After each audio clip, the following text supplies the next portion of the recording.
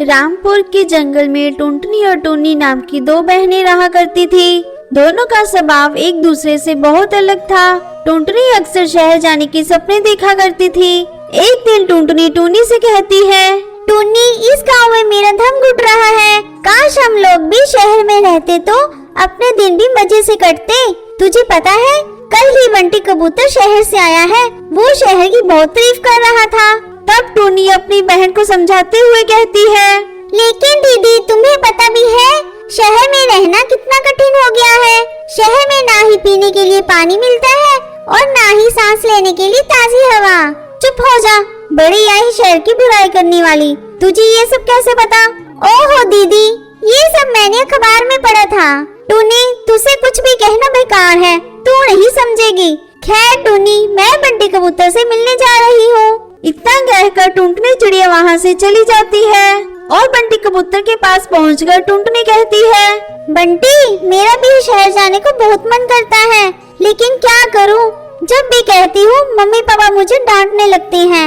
अरे टुनटुनी, इसमें सोचने वाली कौन सी बात है? अगर तुम्हें शहर चलना है तो मेरे साथ चल। कब तक तू अपने बूढ़े माँ बाप के लिए अपनी जिंदगी बर्बाद करती रहेगी? कल सुबह मैं शहर जा रहा हूँ। अगर तुम्हें जाना होगा तो तू सुबह मेरे पास आ जाना।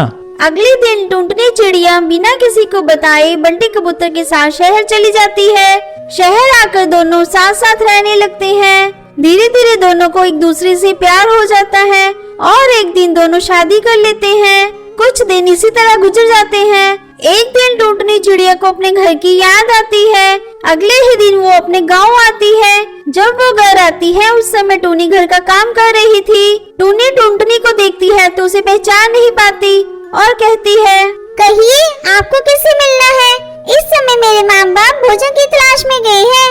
अरे टूनी, तूने मुझे पहचाना नहीं? मैं टुनटुनी हूँ, तेरी बड़ी बहन। देख मेरे ठाट बाट, मैं बिल्कुल हीरोइन लग रही हूँ और तू अपने आप को देख, बिल्कुल काम वाली बाई लग रही है। दीदी, मैंने तो आपको पहचाना ही नहीं। वैसे एक बात मैं आपको बता दूं, मुझे आप हीरोइन कम चुड़ैल ज्यादा दिखाई दे रही हैं, तभी तुम आपको पहचान नहीं पाई। और सुनो, आप इसी वक्त यहाँ से चली जाइए, वरना अगर मम्मी पापा आ गए तो आपको धक्के मारकर भगा देंगे। टूनी, तू मुझे देखकर जल रही है, इसलिए ऐसा बोल रही है। मैं मम्मी पापा से मिलकर ही जाऊंगी।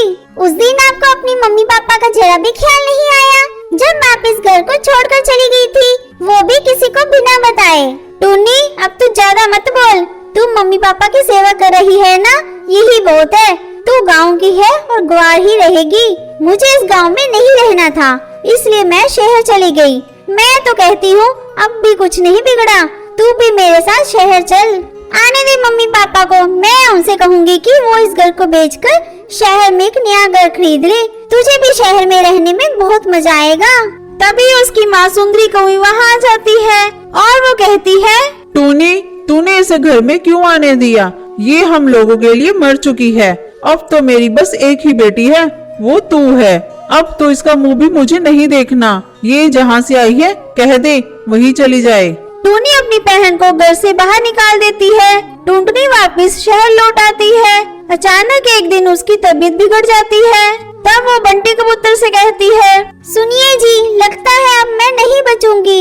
आप ये खबर मेरे माँ बाप तक पहुँचा दीजिए। मैं अपने किए की माफी उनसे मांगना चाहती हूँ। ठीक है, मैं यह खबर उन तक पहुंचा देता हूँ। टुनटुनी की बीमारी की खबर सुनकर टूनी से रहा नहीं जाता और वो शहर आती है।